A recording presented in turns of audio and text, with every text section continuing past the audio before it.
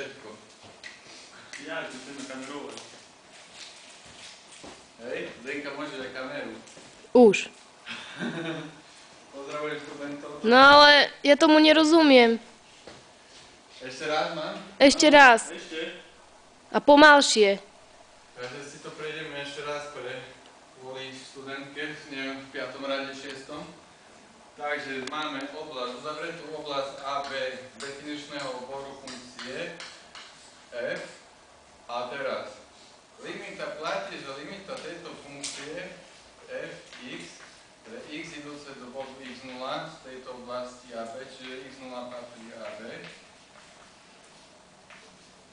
sa rovná integrálu z oblasti a do b z funkcie f x krát x0 dx. A to sa rovná psi tau x, čo to je plocha, respektíve krivka, áno, ktorá je vzájomne implikovaná na oblasť phi zeta x. A toto je hlavný dôkaz rovnosť vlastne týchto dvoch ploch alebo kriviek. Ďakujem za pozornosť.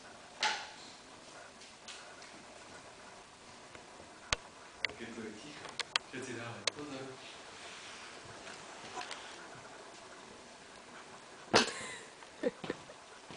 Idem ku tejto tu študentke.